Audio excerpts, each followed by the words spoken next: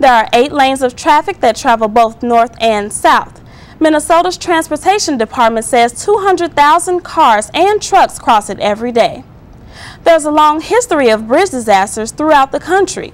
The worst bridge collapse was in Tampa in 1980. 35 people died when a ship hit a bridge during a storm. In 2002, 14 people were killed when a barge hit a bridge in Oklahoma. In upstate New York, 10 people died when a bridge collapsed along the New York State Thruway. And in 1989, an earthquake hit Northern California at the height of rush hour there. It ripped San Francisco's Bay Bridge to pieces and killed 40 people. Plumbers cleaning a drain pipe in Evanston made a deadly discovery.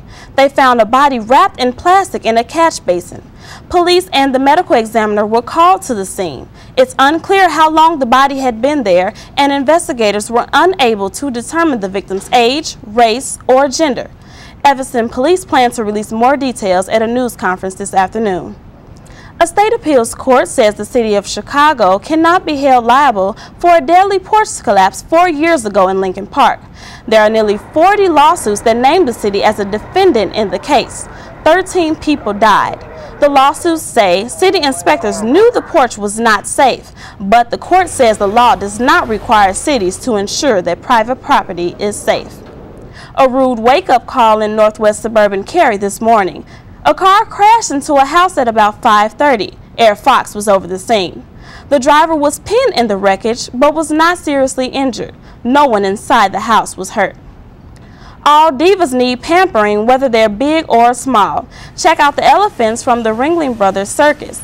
They're getting a makeover in Dallas. In addition to the shampoo, they're getting pedicures, facials, scrubs, even a dainty snack, just like your favorite salon, only bigger. I'm Brandee Neal reporting for Fox News Chicago.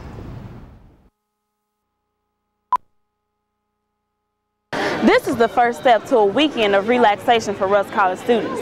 For fall break, students can forget about class, tests, and homework, at least for the weekend. Along with the students, the residence halls will receive a break also. The residence halls will be closing for fall break Friday at noon and reopen on Sunday. Students have made plans to coincide with the closure. Just to work on my senior thesis, rest, and do a little work. Whatever happened, just happened. I don't never plan out, I just let it happen. To go home and go shopping and to go to the dentist. Students have already begun their fall break on campus. For 8 weeks, they have been working towards this well-deserved break. Reporting for RCTV2, I'm Brandee Neal.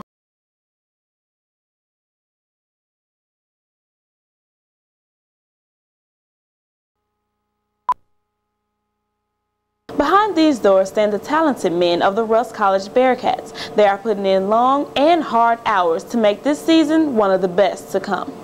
The Rusk College Bearcats are practicing team drills to increase their endurance, strength, and coordination. In November, we'll see which men have the drive to stick through all of the trials for the love of the game.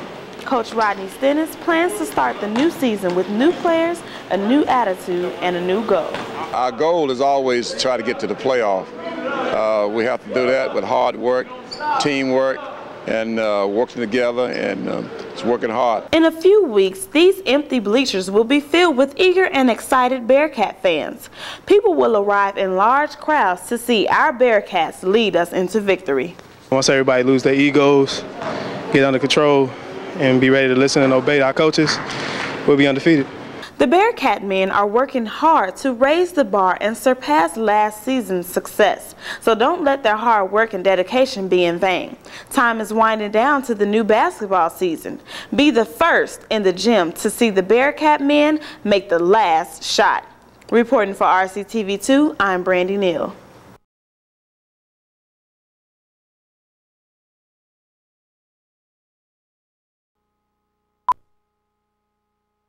Next time you mail a letter, make sure that your stamp is part of the breast cancer collection. Your stamp will reach your destination and also many hearts. The United States Postal Service, including the Holly Springs Post Office, is doing their part to contribute to breast cancer research. We here at the Holly Springs Post Office, we promote the breast cancer awareness. We would ask everybody to come by and buy the postal stamps, the breast cancer stamps.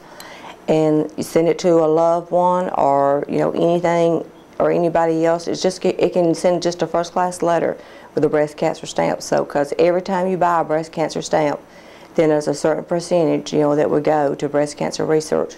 Each time you purchase a breast cancer stamp, a percentage of the proceeds will help thousands of women across the United States. For only a small price, you can make a big difference. Reporting for RCTV2, I'm Brandee Neal.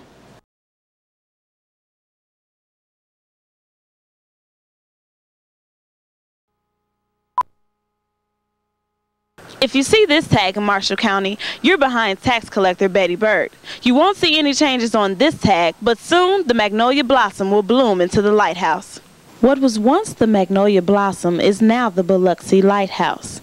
This year they chose to go with the lighthouse because the Biloxi Lighthouse has withstood 3 major storms. It stood strong during Katrina, so they decided to do the lighthouse this year to show how strong and resilient it is to whatever, you know, we have to come up and face. The old Mississippi tags were arranged in order from numbers to letters. To assist witnesses in identifying stolen or wanted cars, the tags now are arranged from letters to numbers. All tags that expire in October and beyond will receive a new license tag when renewing your plates. Reporting for RCTV2, I'm Brandee Neal.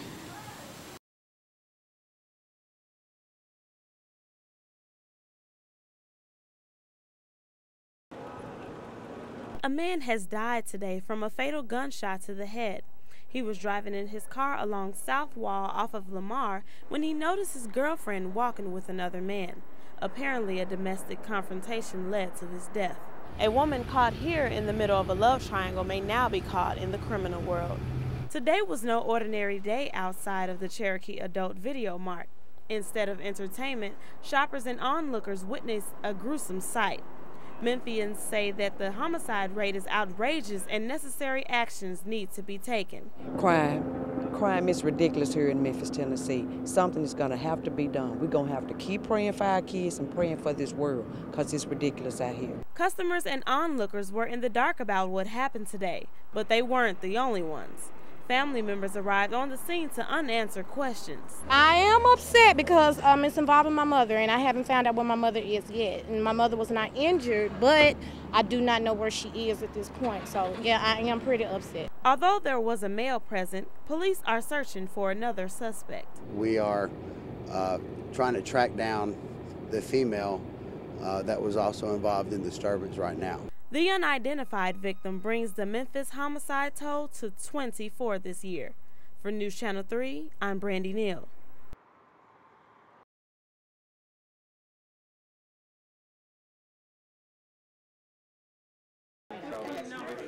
For a limited time only, the Memphis Light, Gas, and Water Division is providing utility assistance to residents in need.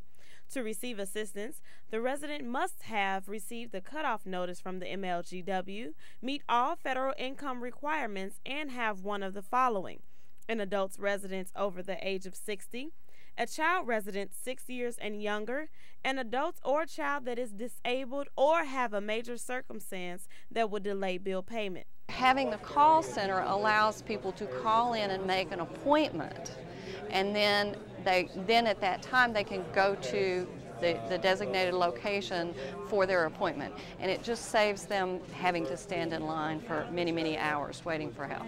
These 30+ employees are working to provide a smoother and faster process for those seeking utility assistance. Some Memphis residents called the line and got an immediate answer. Others were not as lucky. After a 3-hour attempt and a 20-minute hold, Phyllis Hewlett was finally greeted by a real-life voice and not an automated system. We're sorry. All circuits are busy now. Will you please try your call again later? In past years, residents had to visit a specific site and were assisted on a first-come, first-served basis. Now residents call in to seek qualification and are then given an appointment date. The question is this new system better? You constantly calling the line and it's constantly got different stuff on there and stuff like that. That's very annoying. And it's like, to me, a waste of time. The call center will only be in operation today through Thursday during specific hours. Utility funds are limited, so the earlier you call, the better. For more information, call 535-2200. For News Channel 3, I'm Brandee Neal.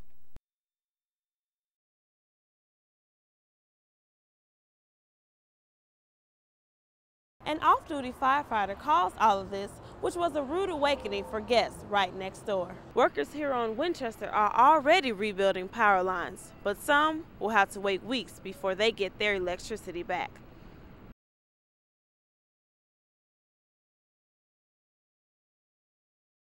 From News Channel 3 and Comcast, this is CNN Headline News, Local Edition. Good morning, I'm Brandee Neal, and here's what's happening in news today. The Mississippi River flooding shows no sign of receding in the Memphis area. The river stage today stands at over 36 feet. The river has crested to the north, but the worst is yet to come for Memphis and points south. News Channel 3's Alex Coleman talked to Mud Island homeowners about the rising river. In downtown Memphis, the mighty Mississippi River just keeps rolling along. Alex Coleman, News Channel 3, downtown. The Mississippi is forecast to crest tomorrow, expected to creep up another foot before finally leveling off Sunday. Forecast rainfall could keep the high water around longer than normal. The search is on today for a Caruthersville man believed to have been swept away by floodwaters. 38-year-old John Owens disappeared Monday. Search crews are dragging the river and using sonar along the Missouri Boot Hill. More information is revealed on the alleged sex plot targeting Memphis Mayor Willie Harrington. Attorneys for businessman Nick Clark say an investigation has cleared him of any wrongdoing. Clark was among those accused of paying a stripper, Gwen Smith, to set up the mayor for a blackmail plot, but tonight Clark's attorneys say he had no knowledge of such a scheme. A special investigator from Middle Tennessee was assigned to the case to determine whether anyone should face criminal charges. His findings have not been released publicly. Signs of a tiger spirit could be spotted all around this week, including during the morning and afternoon rush hours. This teenager spent his last days of spring break showing his tiger pride alongside Sam Cooper in Binghamton. We caught up with him during the morning commute, but he was out there for several hours in the morning and afternoon. And that's a look at the latest Mid-South news. Your weather forecast is next.